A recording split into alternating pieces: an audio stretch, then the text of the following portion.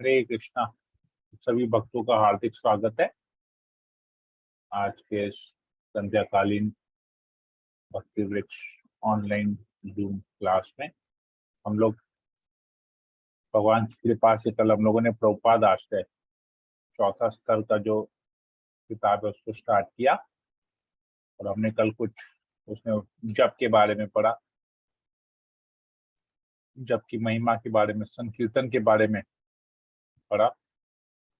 चैतन्य महाप्रभु का शिक्षाष्टकम, चैतन्य महाप्रभु ने सिर्फ जिस प्रकार भगवान श्री कृष्ण ने भगवत गीता के 700 श्लोक छोड़ के गए हैं उपदेश के लिए, उपदेश के माध्यम से, उसी प्रकार चैतन्य महाप्रभु ने केवल 8 श्लोक अपने जीवन में हम लोगों को दिया है। और जो व्यक्ति उस 8 श्लोकों को समझ लेगा उसका नाम ही है शिक्षा अष्टकम। शिक्षा का तो वर्ड आपको पता है और अष्टकम का मतलब 8 स्टैंजास, 8 श्लोक हैं उसमें, अष्टकम जिसे कहते हैं। तो शिक्षा अष्टकम, ये 8 श्लोक शिक्षा के लिए हमको चैतन्य महाप्रभु दे के गए। और केवल अगर हम इस 8 श्लोकों को अपने अगर हम जीवन में उतार लेते हैं, उसको समझ जाते हैं, उसको अपने जीवन में उतार लेते हैं, तो ये हमारा मनुष्य जन्म सार्थक हो जाएगा।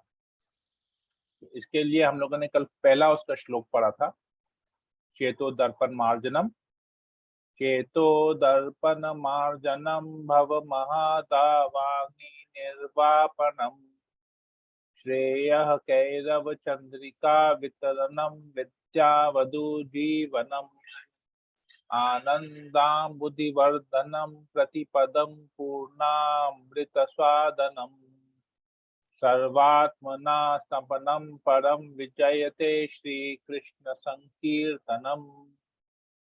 तो ये 4 लाइन हमने कल पढ़ा और इसके ऊपर हमने चर्चा किया। तो अभी ये चर्चा का विषय आज हम लोग आगे इस अध्याय में और आगे जाएंगे। चर्चा का विषय तो जप के बारे में हमने पढ़ा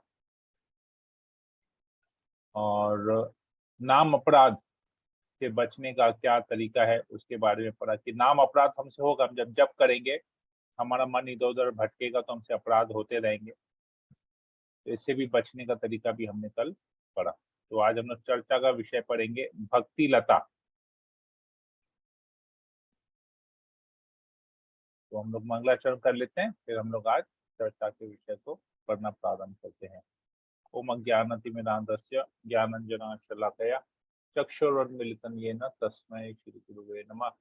नमो विष्णुपादाय कृष्णप्रेष्ठाय भूतले श्रीमते भक्तिवेदांत स्वामिनेति नामिने, नमस्ते सरस्वती देवे गौरवाणी प्रचारिणे निर्विशेष शून्यादि पाश्चात्य देशकारिणे, हे कृष्णा करुणा सिंधु दीनबंधो जगतपते गोपेश गोपिकांत राधाकांत नमस्ते, सप्त कांचन गौरांगी राधे वृंदावनेश्वरी वृषभानुसुते देवी प्रणमामि हरिप्रिय, नीलाचल निवासाय नित्याय परमात्मने बलभद्र सुभद्राम्यं जगन्नाथाय ते नमः।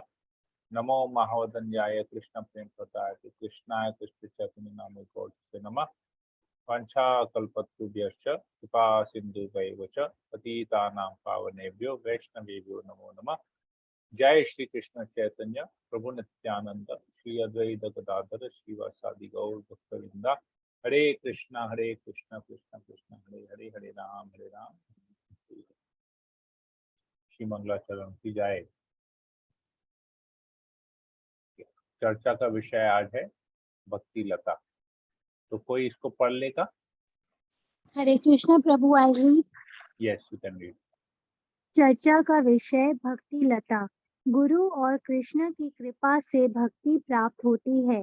ब्रह्मांड भ्रमिते कोनो भाग्यवान जीव, गुरु कृष्ण प्रसादे पाए भक्ति लता बीज। अनुवाद। सारे जीव अपने अपने कर्मों के अनुसार समूचे ब्रह्मांड में घूम रहे हैं। इनमें से कुछ उच्च ग्रह मंडलों को जाते हैं और कुछ निम्न ग्रह मंडलों को। ऐसे करोड़ों भटक रहे जीवों में से कोई एक अत्यंत भाग्यशाली होता है जिसे कृष्ण की कृपा से अधिकृत गुरु का सानिध्य प्राप्त करने का अवसर मिलता है। कृष्ण तथा गुरु दोनों की कृपा से ऐसा व्यक्ति भक्ति रूपी लता के बीज को प्राप्त करता है। जब हम ब्रह्मांड कहते हैं तो हमारा आशय समूचे ब्रह्मांड से या करोड़ों ब्रह्मांडों के समूह से होता है। सारे ब्रह्मांडों में असंख्य ग्रह होते हैं और इन ग्रहों में जल, स्थल तथा वायु में असंख्य जीव बसते हैं। करोड़ों तथा अरबों जीव सभी जगह हैं और ये सभी माया द्वारा जन्म जन्मांतर अपने सकाम कर्मों के फलों को भोगते रहते हैं। यह तो भौतिक रूप से बद्ध जीवों की स्थिति है। यदि इन असंख्य जीवों में से कोई वास्तव में भाग्यवान होता है तो वह कृष्ण की कृपा से प्रामाणिक गुरु के संपर्क में आता है। कृष्ण हर एक के हृदय में स्थित हैं और यदि मनुष्य कुछ चाहता है तो कृष्ण उसकी इच्छा की पूर्ति करते हैं।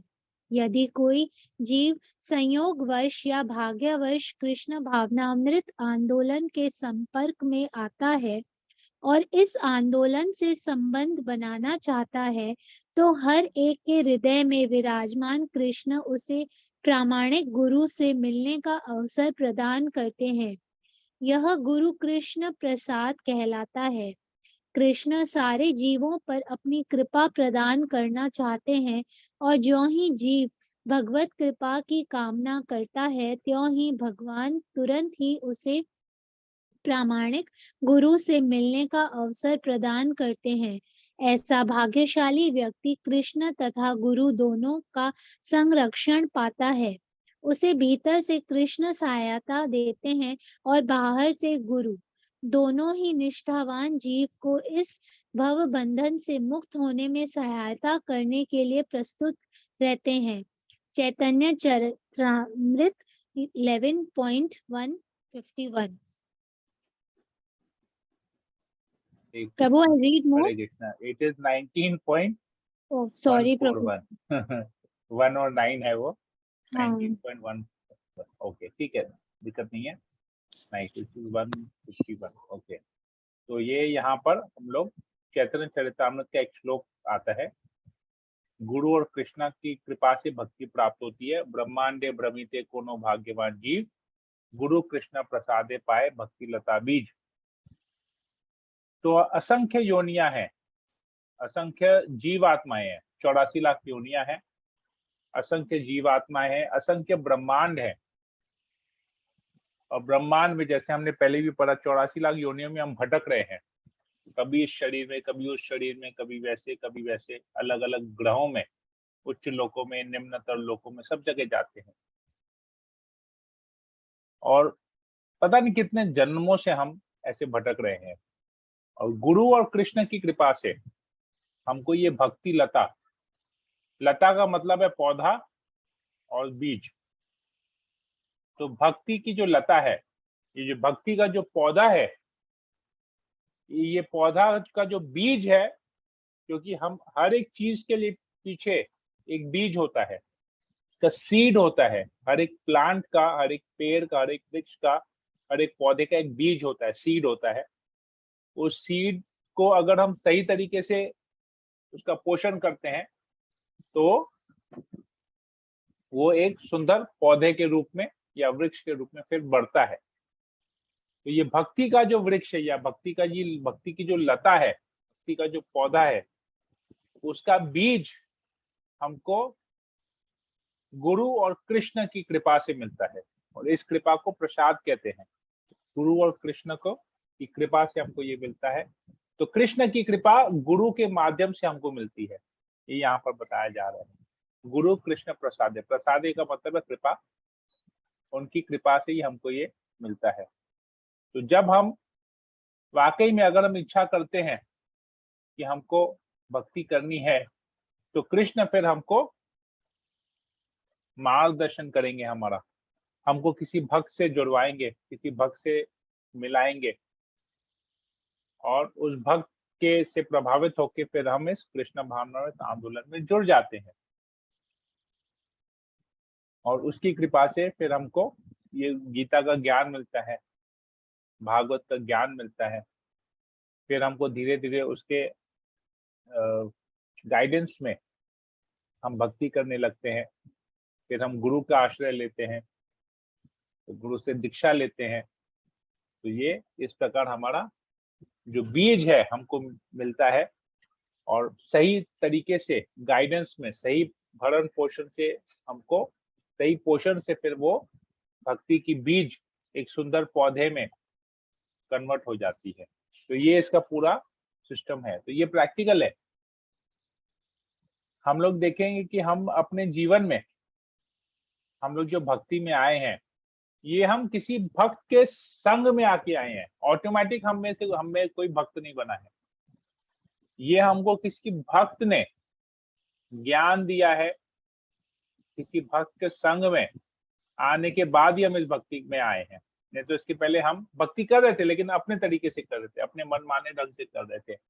परंतु एक सिस्टम, प्रॉपर सिस्टम में शास्त्रों के निर्देशानुसार जो हमको करना चाहिए, वो हम किसी भक्त के संग में आए हैं, तभी उस भक्त के संग में ही जाके हम ये भक्ति कर पा रहे हैं।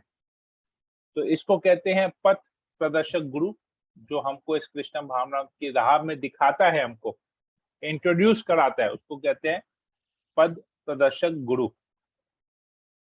फिर जिससे हम शिक्षा लेते हैं उसको कहते हैं शिक्षा गुरु।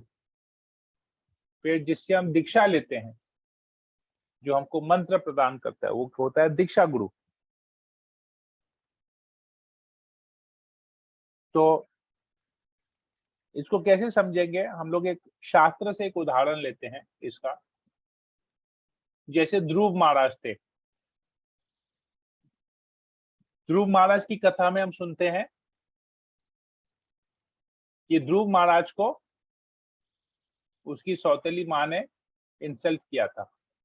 वो अपने पिता के गोद में बैठे थे, तो उसकी सौतेली माँ ने बोला, अगर तुमको अपने पिता के गोद में बैठना है, योग्यता चाहिए, तो तुमको मेरे गर्भ से जन्म लेना पड़ेगा, तभी तुम इस पे बैठ पाओगे, नहीं तो नहीं। तो बहुत नाराज हो गए। क्षत्रिय थे, 5 साल का, केवल 5 साल का बालक था, परंतु बहुत गुस्सा हो गया। उसने प्रण किया कि वो तपस्या करेगा और अपने पिता से भी बड़ा राज्य प्राप्त करेगा। तो अपनी माँ के पास जाता है। उसकी माँ उसको गाइड करती है। कैसे? कहती है कि अगर तुमको तपस्या करना है तो भगवान विष्णु का, नारायण का स्मरण करो, उनकी तपस्या करो, उनसे अपनी इच्छा को जाहिर करो। तो उन्होंने, वो हो गए पद प्रदर्शक गुरु। उन्होंने उनको गाइड किया कि तुमको किसके पास जाना है। होता है ना, हम बोलते हैं ना, भाई हमको यहाँ जाना है या इस जगह पे जाना है, हमको कैसे मिलेगा? तो वो रास्ता दिखाते हैं कि ऐसे जाओ, ऐसे जाओ, ऐसे जाओ।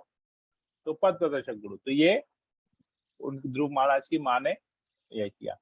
फिर जब वो जंगल में गए तो नारद मुनि उनको मिले। तो नारद मुनि ने उससे पूछा कि तुम क्या कर रहे हो यहाँ पर, छोटे छोटे बालक? तो उसने बताया कि ऐसा सब। बोला नहीं। नारद मुनि बोला, तुम छोटे से बालक हो, उसको टेस्ट कर रहे, तुम छोटे से बालक को, तुम जाओ घर जाओ, ये सब भूल जाओ, अभी ये तुम्हारी उम्र नहीं है। बोले नहीं, मैं क्षत्रिय हूँ, मैं तो जो प्रण करके आया हूँ, प्रतिज्ञा की हूँ, मैं उस प्रतिज्ञा को पूरी करूंगा। मेरी माँ ने मुझे कहा है कि भगवान नारायण का, वासुदेव का स्मरण करो और अपनी इच्छा को उससे करो। फिर नारद मुनि से ज्ञान देते हैं कि हाँ ठीक है, तो तुम करो, ऐसे करो। और फिर उनको मंत्र प्रदान करते हैं। उनको कहते हैं ओम नमो भगवते वासुदेवाय।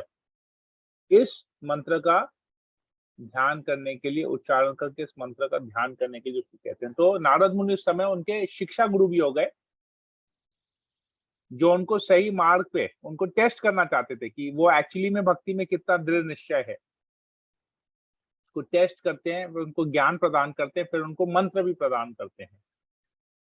तो पद प्रदर्शक गुरु, शिक्षा गुरु, दीक्षा गुरु। तो उनकी कृपा से उस मंत्र का जब वो ध्यान करते हैं, तपस्या करते हैं, उस मंत्र का मेडिटेशन करते हैं, ओम नमो भगवते वासुदेवाय का, तो 6 महीने तपस्या करने के बाद स्वयं भगवान नारायण चतुर्भुज रूप में शंख चक्र गदा पद्म धारण किए हुए ध्रुव महाराज के सामने प्रकट होते हैं और उनको आशीर्वाद देते हैं। यही कहते हैं गुरु कृष्ण प्रसादे पाए भक्ति लता बीज। तो जैसे ही वो भगवान का दर्शन करते हैं ध्रुव महाराज, तो भूल जाते हैं, अब उनकी भौतिक इच्छा खत्म हो जाती है कि मुझे पिता से भी बड़ा राजा की इच्छा खत्म हो जाती है। तो भगवान को बोलते मैं तो कांच के टुकड़े मांग रहा था और मुझे साक्षात हीरा मिल गया। ये कंपैरिजन करते ध्रुव महाराज, एक पिता से भी बड़ा राज्य और भगवान का दर्शन, केवल दर्शन मात्र का कंपैरिजन ये है। राज्य हो गया कांच के टुकड़े हो गए, पूरे विश्व का राजा बनना कांच के टुकड़े के समान हो गया और भगवान का दर्शन हीरा के समान हो गया।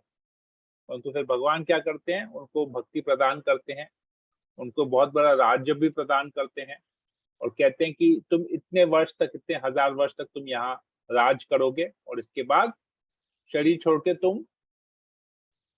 तुम्हारे लिए एक मैं प्लैनेट बना रहा हूँ, एक लोक जिसको हम लोग ध्रुव प्लैनेट कहते हैं। ध्रुव तारा आप सभी ने सुना होगा। वो जो ध्रुव तारा है वहां पर ध्रुव महाराज रहते हैं, वो ध्रुव महाराज का लोक है और वो स्पिरिचुअल वर्ल्ड है। क्योंकि जब पृथ्वी का प्रलय होता है तो वो ध्रुव तारा, वो स्पिरिचुअल वर्ल्ड है, उसका प्रलय नहीं होता है, सब प्रलय हो जाता है। पर उसका, यहाँ तक कि ब्रह्मन लोक का भी प्रलय हो जाता है, परंतु उस ध्रुव प्लैनेट का क्या, हम लोग ज्योग्राफी में पढ़ते हैं कि जो 9 ग्रह हैं, 9 प्लैनेट्स हैं, वो सूर्य सेंटर में और 9 प्लैनेट्स घूम रहे हैं। पर एक्चुअली में ये सूर्य और 9 ग्रहों के साथ उस ध्रुव तारा की का चक्कर लगाता है। तो ध्रुव तारा जो है वो ध्रुव प्लैनेट जिसे कहते हैं, वो सेंटर है, तो वो स्पिरिचुअल वर्ल्ड है। तो ये यहाँ पर हम उदाहरण करते हैं, गुरु कृष्ण कृपाए पाए भक्ति लता बीज। तो प्रश्न यहाँ पर आता है कि भाग्यवान किसको माना जाएगा? तो कोई इसके बारे में बताएगा, भाग्यवान किसको माना जाएगा?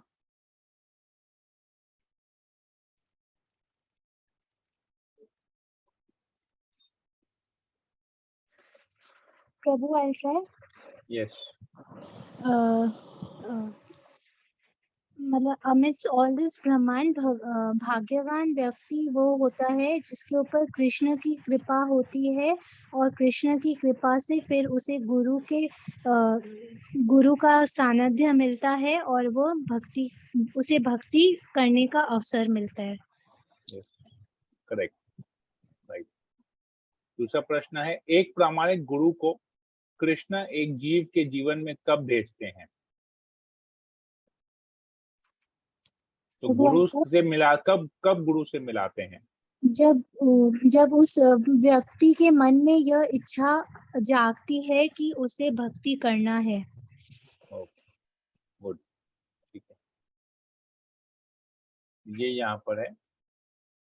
तो अभी ये चैप्टर बहुत इंपॉर्टेंट है। इसमें तो पहले हमने पढ़ लिया कि कैसे पहले बीज बोया जाता है, तो बीज बोते हैं। अभी सेकंड आता है कि इस बीज का पोषण, इस भक्ति लता बीज का पोषण, क्योंकि केवल बीज मट्टी में डाल देंगे तो अपने आप नहीं होगा, उसको पोषण करना पड़ेगा, उसको समय समय पर देख रेख करके पानी देना पड़ेगा और वो धीरे धीरे वो बीज एक सुंदर लता में, उस बीज से एक लता निकलेगी और वो उसमें फिर फल फूल इत्यादि होंगे। तो ये पोषण कैसे होता है इसको हम अभी पढ़ते हैं। तो और कोई पढ़ लेगा इसके बारे में?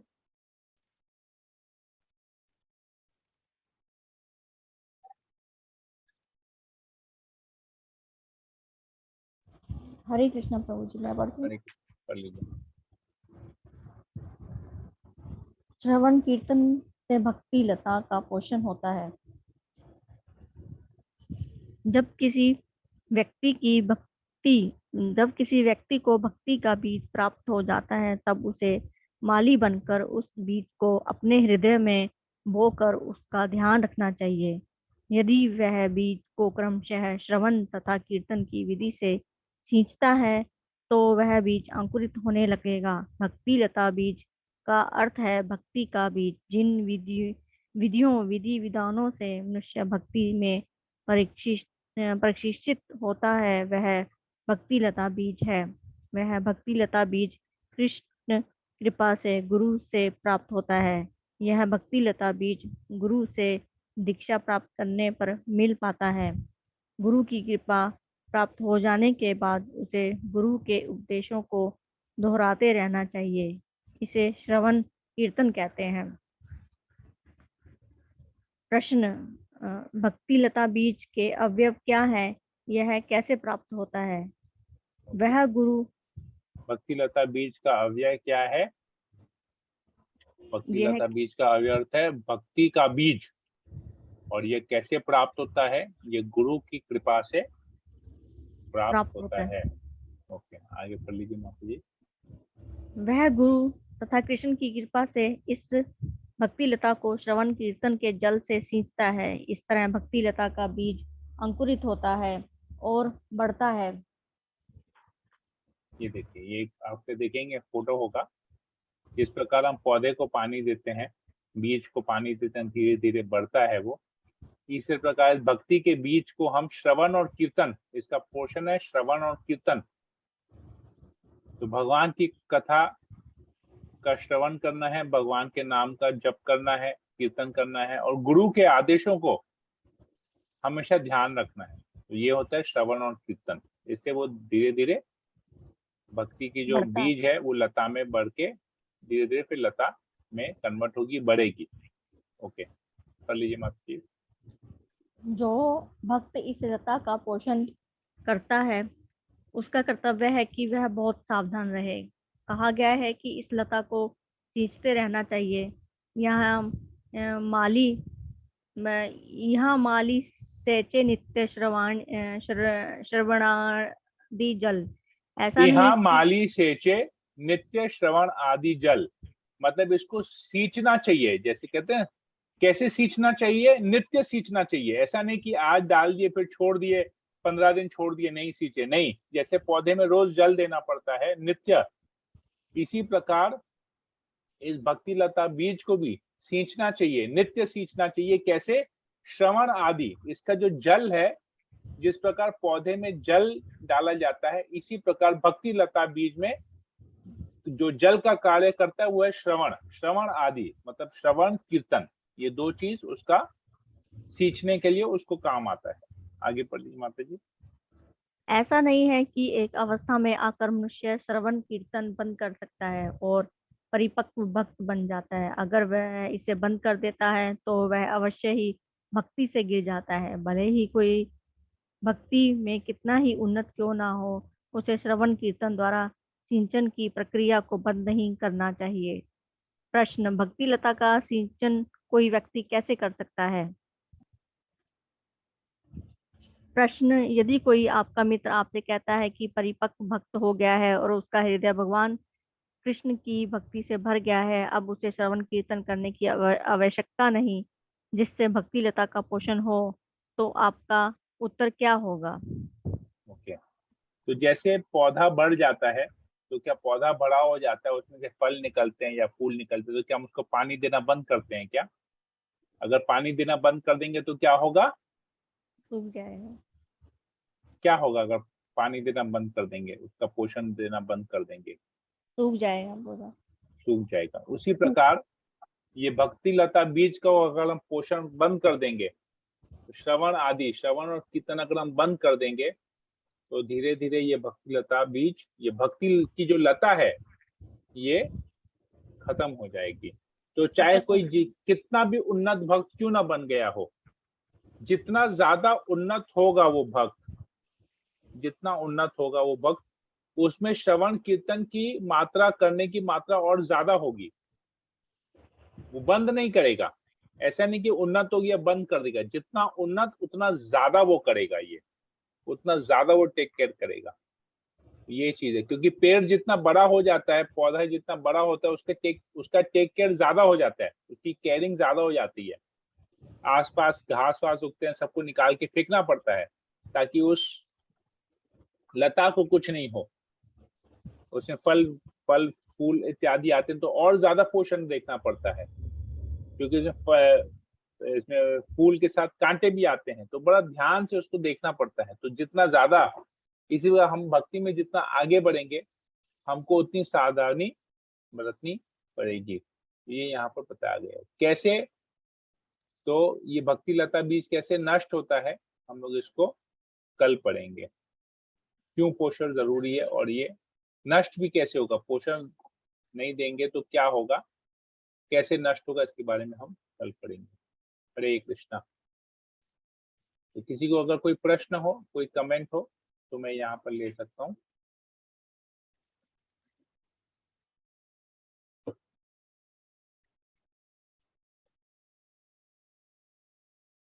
आशारानी माता जी, अशोक सत्तानी प्रभु, कोमल पंजाबी, प्रीति सिंह माता जी, राजू प्रभु, राखी जायसवाल, सुलेखा माता जी।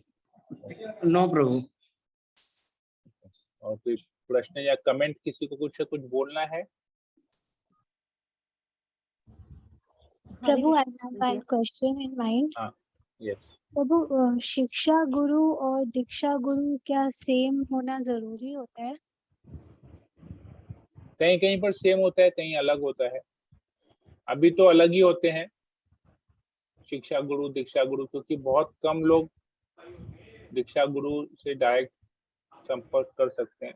लोग शिक्षा, क्योंकि अभी है ना, क्योंकि हमारे दीक्षा गुरु के पास एक्चुअली वो दीक्षा गुरु के ना बहुत सारे शिष्य हैं, तो डिफिकल्ट। हमें इस्कॉन के बारे में बात कर रहा हूँ, इस्कॉन के बाहर में क्या होता है मुझे पता नहीं है। तो इस्कॉन बहुत बड़ी संस्था, पूरे विश्व में नंबर 1 संस्था है, टॉप मोस्ट पोजीशन पे, बहुत ज्यादा टॉप मोस्ट इन में बहुत ज्यादा भक्त है वहां पर। तो हर समय उनका दीक्षा, क्योंकि दीक्षा गुरु पूरे विश्व में अपने शिष्य बना के रखे, जैसे हमारे गुरु महाराज जय प्रकाश महाराज, उनके शिष्य बैंगलोर में भी हैं, दिल्ली में भी है, गुजरात में भी है, बंगाल में भी है, उड़ीसा में भी है, बिहार में भी है, झारखंड में है, आसाम में है, नेपाल में है, यूएस में है, यूरोप में है, रशिया में है। तो हर समय दीक्षा गुरु से शिक्षा लेना संभव नहीं होता है, तो कुछ जो लोकल अथॉरिटीज होते हैं उस समय हम उनसे शिक्षा लेते हैं। ऐसा नहीं है कि उनसे शिक्षा लेंगे और दीक्षा गुरु से शिक्षा नहीं लेंगे, दीक्षा गुरु से भी शिक्षा लेंगे, लेकिन दीक्षा गुरु से ज्यादा संपर्क नहीं होता है। संपर्क होता है हमारे जो लोकल, जिनके साथ हम भक्ति में बड़े हैं। तो शिक्षा गुरु दीक्षा गुरु अलग हो सकते हैं, एक भी हो सकते हैं, अलग भी हो सकते हैं, क्योंकि दीक्षा गुरु एक ही होगा लेकिन शिक्षा गुरु अनेक होते हैं, क्योंकि आप बहुत लोगों से शिक्षा लेते हैं। इस्कॉन एक ऐसी संस्था है जहाँ पे चैतन्य महाप्रभु बोलते हैं, हमारा आगे गुरु है ये, जय तारो देश, जाड़े देखो तारे कहो कृष्ण उपदेश। चैतन्य महाप्रभु बोलते सब लोग गुरु बन जाओ। कौन सा गुरु बन जाओ? शिक्षा गुरु बन जाओ। क्या और क्या शिक्षा देना है? कृष्ण उपदेश, जाड़े देखो तारे कहो कृष्ण उपदेश। तो कृष्ण का उपदेश देना। तो शिक्षा गुरु बहुत है इस्कॉन में, दीक्षा गुरु लेकिन एक ही है। हमारे लिए दीक्षा गुरु एक, ऐसे दीक्षा गुरु बहुत है, अलग अलग जगह में, अलग अलग कंट्रीज में अलग अलग दीक्षा गुरु हैं। तो पर हमारे लिए एक ही दीक्षा गुरु है, क्योंकि हम दीक्षा केवल एक ही बार लेते हैं, एक ही गुरु से लेते हैं। शिक्षा हम बहुत लोगों से लेते हैं। तो शिक्षा गुरु दीक्षा गुरु अलग भी हो सकते हैं। और ये थोड़ा सा हायर टॉपिक है, शिक्षा गुरु और दीक्षा गुरु का एक और हायर टॉपिक है जो फिफ्थ बुक में आएगा। वो अभी नहीं, जब गुरु शरण आश्रय करेंगे ना, तब इसके बारे में और डीप हम स्टडी करेंगे। पर एज ऑफ नाउ अलग अलग है, अलग हो भी सकते हैं, नहीं भी हो सकते, पर अभी वर्तमान जो सिचुएशन है उसमें अलग ही होते हैं, क्योंकि शिक्षा हम लोकल अथॉरिटी, लोकल जो हमको प्रचार करता है उससे हम सारा शिक्षा लेते हैं। ये दीक्षा गुरु, जब तक दीक्षा गुरु करें, जब तक गुरु करें, दीक्षा हो हमारी, तब तक तो लोकल किसी से तो शिक्षा लेनी पड़ेगी ना। ये तो पता कैसे चलेगा? गुरु के बारे में पता, गुरु के बारे में कौन बताएगा? तो गुरु के बारे में बताने वाला तो शिक्षा गुरु है, जो हमको गुरु और भगवान का ज्ञान देगा, तभी फिर हम दीक्षा गुरु के पास जाएंगे। ठीक है Komal, I hope I am clear. Yes प्रभु, क्लियर। हरे कृष्ण। और किसी को कुछ पूछना है? आशा रानी माता जी आप कुछ पूछ रही थी या बोल रही थी? जी प्रभु जी, जैसे कि बुक में बताया था कि हम लोगों की दिल में इच्छा होती है भक्ति करने की या कृष्ण सेवा करने की, तो हमें कृष्ण की कृपा मिलती है और उनकी कृपा से हमें गुरु मिलते हैं, या हम लोग भक्तों के संग में आते हैं और भक्तों के संग से ही हमें गुरु मिलते हैं या शिक्षक हमें मिलते हैं और हमें गुरु का ज्ञान होता है, कृष्ण के बारे में ज्ञान होता है। तो मेरे की बिल्कुल सही है इस बात का, बिल्कुल बिल्कुल सही लिखा है, क्योंकि ये प्रैक्टिकल मेरे साथ हुआ है, बहुत अच्छे से हुआ है। ये आपको भी पता है कि मुझे जैसे लीलावती मणि देवी दास जी माता जी मिली, मतलब कि मेरे दिल में था कि मुझे करना है, लेकिन मुझे कभी ये नहीं था कि मैं कभी जप भी करूंगी या फिर मैं मतलब कि गीता पढ़ूंगी। मैंने इससे पहले ना जप किया ना कभी गीता पढ़ा, लेकिन ये जरूर है कि मुझे लीलावती माता जी का मैं हमेशा देखती थी कि मुझे लगता था कि नहीं ऐसा मतलब कि होना चाहिए लाइफ में।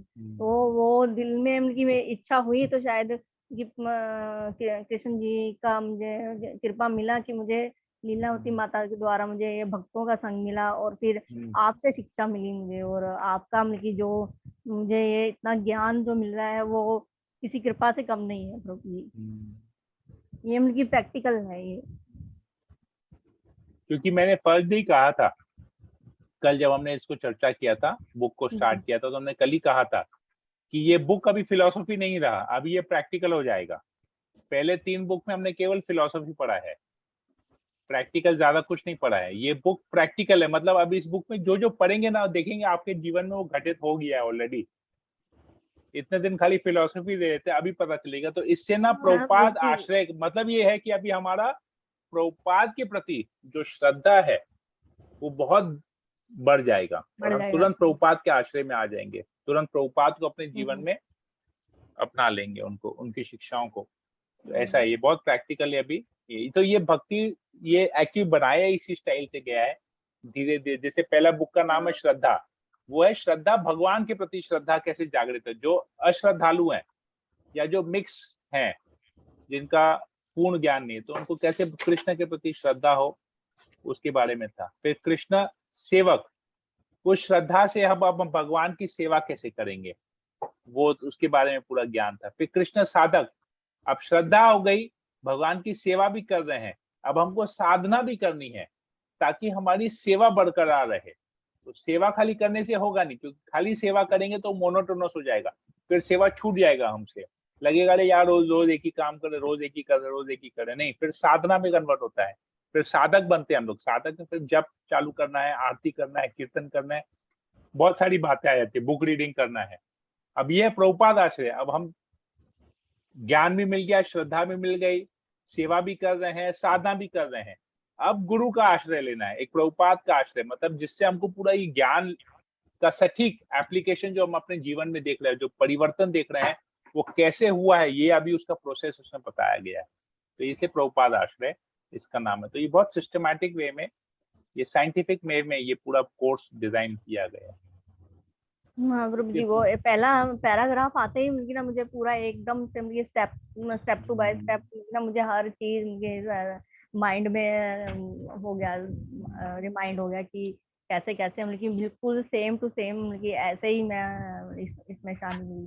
तो पूरा एक पैराग्राफ आते ही मेरे माइंड में आ गया ये सब।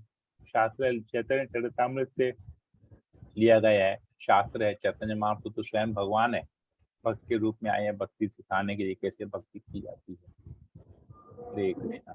और किसी को कुछ पूछना है, कुछ बोलना है?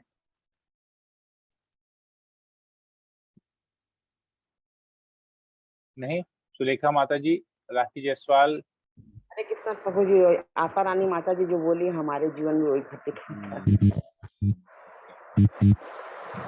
ठीक है, ठीक है। तो सभी भक्तों का बहुत बहुत धन्यवाद। आप बहुत कम लोग आ रहे हैं, 8-9 जने केवल ज्वाइन कर रहे हैं। तो मेरा रिक्वेस्ट है कि आप लोग सब लोग आपस में कम्युनिकेशन बनाए रखिए कि कौन नहीं आ रहा है, कौन नहीं आ रहा है। तो ये आप लोग फोन कीजिए एक दूसरे को, आपके ग्रुप में जो कोई है, आपके जान पहचान में है। जैसे राजू प्रभु देखे, हम लोग देखे, अमला जायसवाल माता जी नहीं ज्वाइन कर रही है, तो आप फोन कीजिए उनको, ऐसे करके। Like Bhavna didn't join today, तो Komal you should call Bhavna, और when you are not, Bhavna should call Komal. तो ऐसे करके एक दूसरे को आप लोग संपर्क में रहिए, तो एक दूसरे को आप प्रेरणा देंगे, प्रोत्साहित करेंगे क्लास करने का, तो वापस से सबका बना रहेगा। ये भक्तों का संग है, ये इसी भक्तों के संग से ही हमको जो है ज्ञान मिल रहा है। हरे कृष्णा कृष्ण कृष्ण हरे हरे, हरे राम राम राम हरे हरे। जगत गुरु श्रील प्रभुपाद की जय। हरे कृष्णा प्रभु जी। कल्पतरुभ्यश्च कृपा सिंधुभ्यैव च पतितानां पावनेभ्यो वैष्णवेभ्यो नमो नमः। समेत भक्तवृंद की जय। जगत गुरु श्रील प्रभुपाद की जय। हरे कृष्णा।